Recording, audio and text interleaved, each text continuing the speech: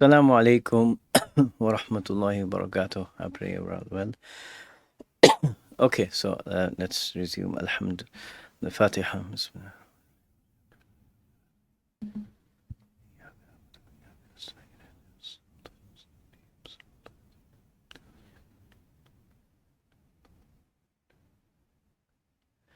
Bismillahir Rahmanir Rahim.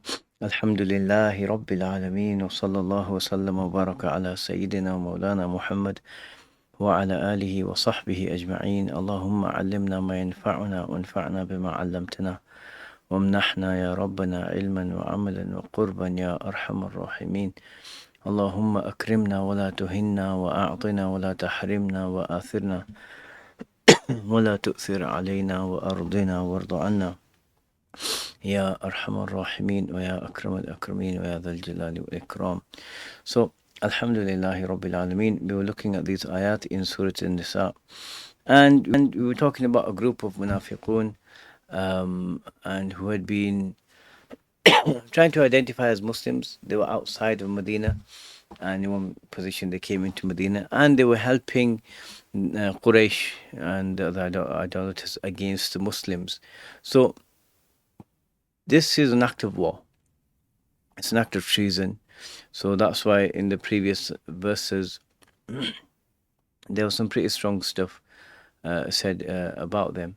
And treason, like I believe in here in Britain, the only offense punishable by death is treason at a time of war, because it can make the entire state completely unstable and lead to many other issues.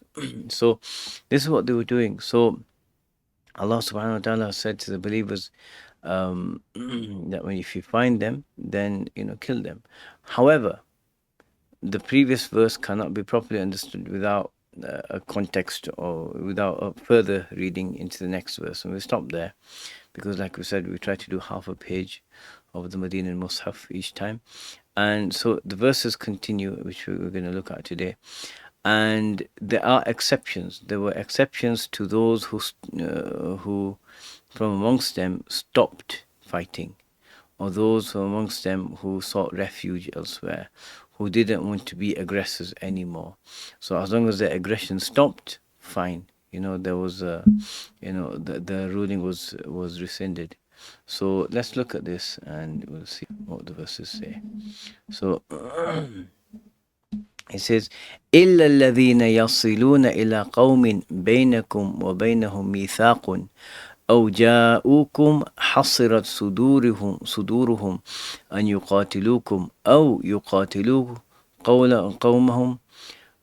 So except for those, so kill them wherever you find them, except for those who are allies of a people you are bound with in a treaty, or those wholeheartedly opposed to fighting either you or their own people.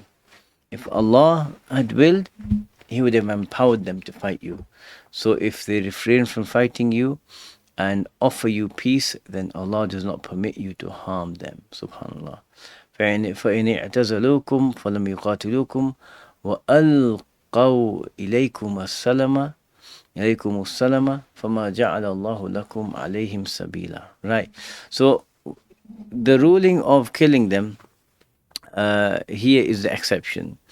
So who does it not apply to? إِلَّا الَّذِينَ يَصِلُونَ إِلَىٰ قَوْمٍ بَيْنَكُمْ وَبَيْنَهُمْ مِيثَاقٌ. So except for those who go, and you could say those who reach, but you could say those who take refuge in a tribe or in a people in a tribe. Between you and between that tribe is a mithaq, an agreement, a treaty.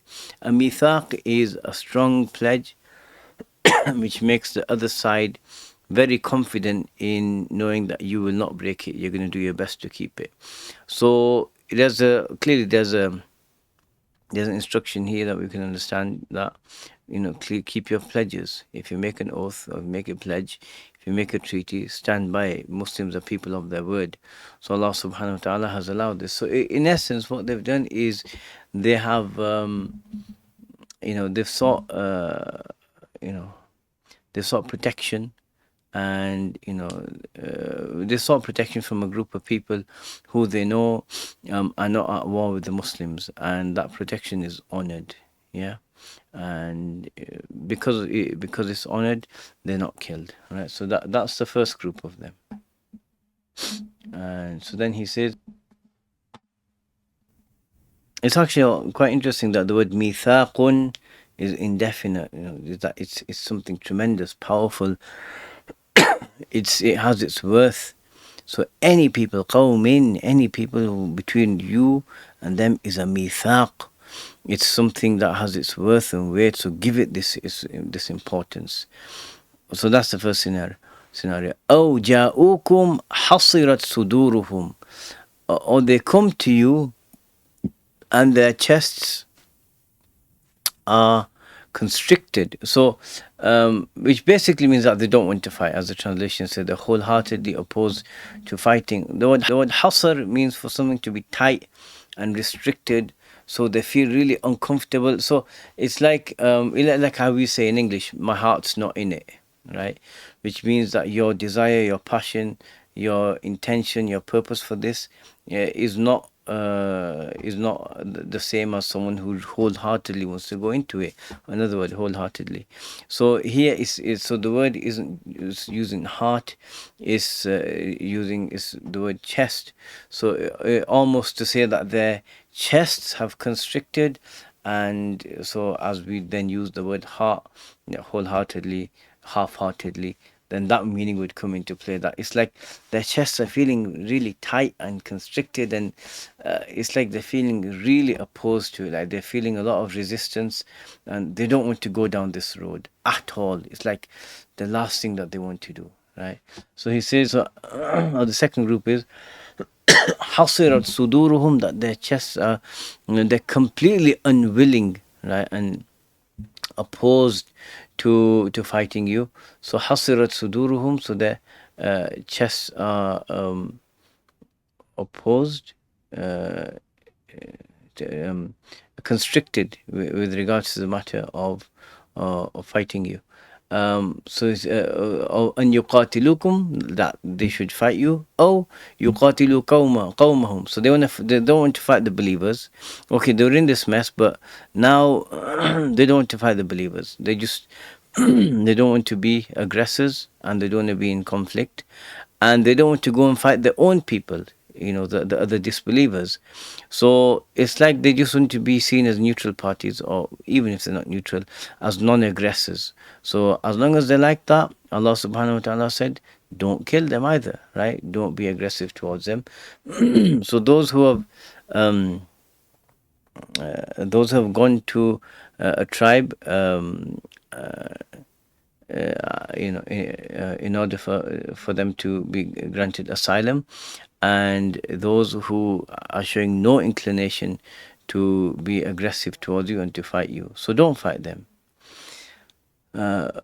or their people. And then he says, وَلَوْ شَاءَ اللَّهُ لَسَلَّطَهُمْ عَلَيْكُمْ, had Allah subhanahu wa ta'ala willed, He would have empowered them to fight you. He would have given them the ability to come and fight you. Alaykum, like them to come and really attack you, and in a very dangerous way. So Allah had this meaning of something dominating another. So had Allah subhanahu wa ta'ala wanted, He would have given them this ability, but rather He's protecting the believers, right?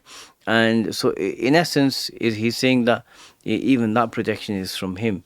And had Allah subhanahu wa ta'ala wanted, He could have motivated them to come and attack the believers, but He hasn't done so. So this group, don't attack them. Leave them be however they are. That's what He's saying about this group.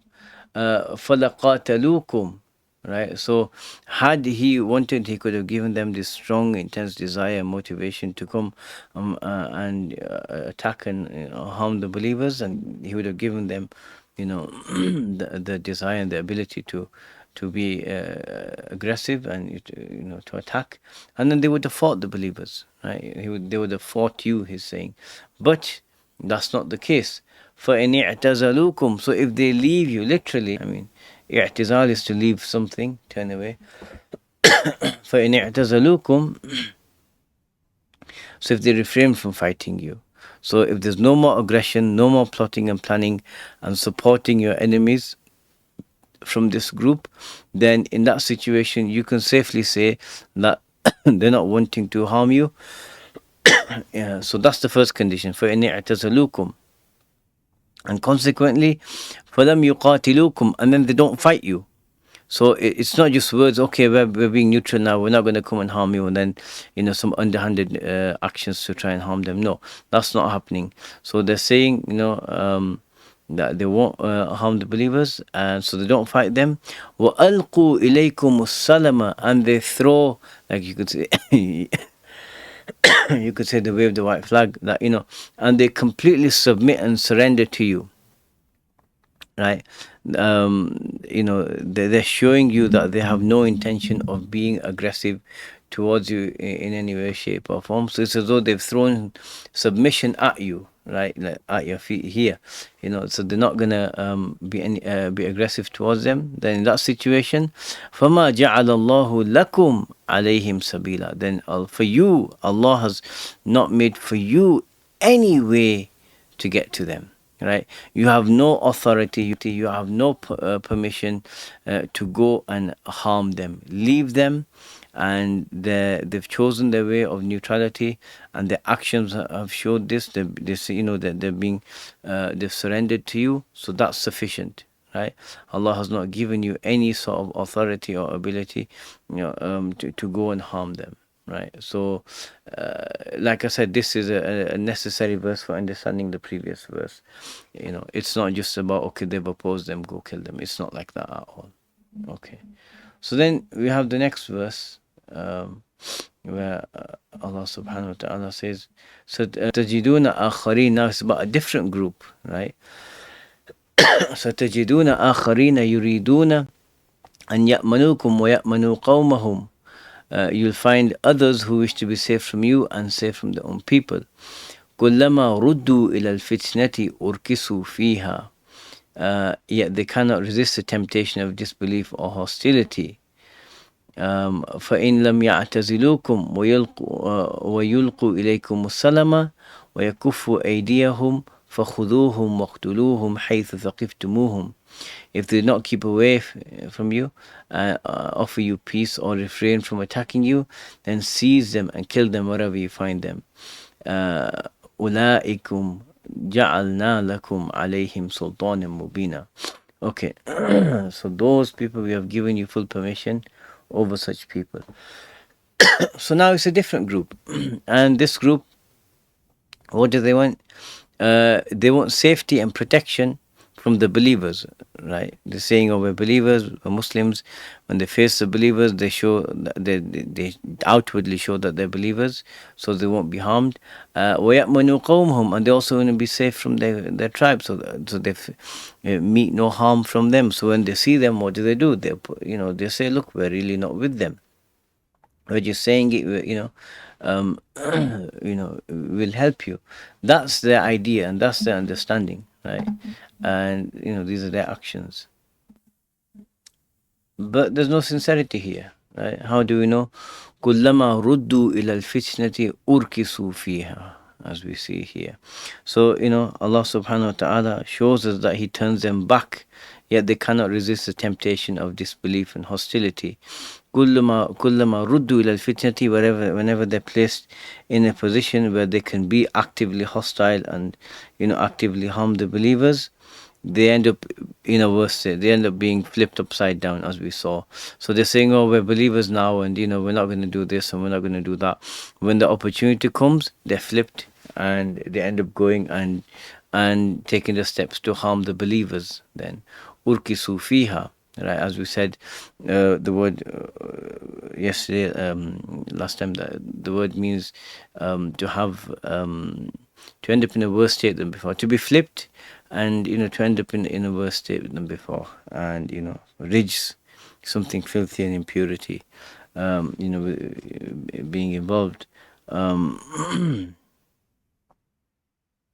So it's like some actions done, and then it leads to something worse. So it's like, as they say, like someone performing istinja with other feces. It's like you're just gonna spread it and then you're just gonna make it worse. So so whenever they pretend no, we're believers, we're with you, and then the opportunity to harm the believers comes, they take it, they jump at it. فَإِن لَمْ يَعْتَزِلُوكُمْ Why? Because they don't really want iman, they don't really want guidance, right? They just want their own approach. So fair enough. So he says, um, فَإِن لَمْ يَعْتَزِلُوكُمْ. So if they don't leave you alone, if they don't stop trying to cause you harm and difficulty, وَيُلْقُوا إِلَيْكُمُ السَّلَمَ, and if they don't surrender to you completely, وَيَكُفُّ أَيْدِيَهُمْ, and if they don't restrain their hands, withhold their harm, stop their planning, and if putting that planning into effect, the planning to harm the believers, then what do you do? وَقْتُلُوهُمْ فَخُذُوهُمْ وَقْتُلُوهُم. Then take them, capture them, take them prisoner, and kill them حَيْثُ ثَقِفْتُمُوهُم, wherever you find them. And the word kind of indicates that it'll be easy to find them, right? Wherever you find them, then just do this, right? Why? Because same thing, the treason, and these people are actively planning and doing their best to harm the believers. So Allah subhanahu wa ta'ala said, then do this to them, right? Keep yourself safe. Those who want no aggression, no aggression to them. Those who want aggression, those who are planning on harming you and harming the believers, then they've lost the aman, the safety and security that comes with them trying to claim that they're believers, right? Because they're clearly not, and they're showing it. وَأُولَٰئِكَ, and those low, base, vile people, right? That's what we can understand. جَعَلْنَا لَكُمْ عَلَيْهِمْ, we've made for you over them, right? This sultan, which is here it refers to like authority, or sometimes it means a proof, but then when you can prove something, you have a certain authority that comes with that proof. So here is this authority, the ability to act within certain parameters and being justified with it. So you have permission, go and do this because you have the permission. Sultanan, indefinite. Mubinan is absolutely clear. It's tremendously clear, because their actions have shown that they're not sincere believers. Their actions have shown that they're actively trying to harm the believers. And as I said with these verses, that they this the context of their revelation was the pre-modern world. It was very different to our times. So that's why Allah subhanahu wa ta'ala said this. So yeah, this is that group. And so very interesting set of circumstances here. So next we look at the ruling of a believer who kills another believer accidentally. What is the ruling regarding that? And we'll take the surah further from there, inshallah ta'ala. Okay. Assalamu alaikum wa rahmatullahi wa barakatuh. Allah bless you all.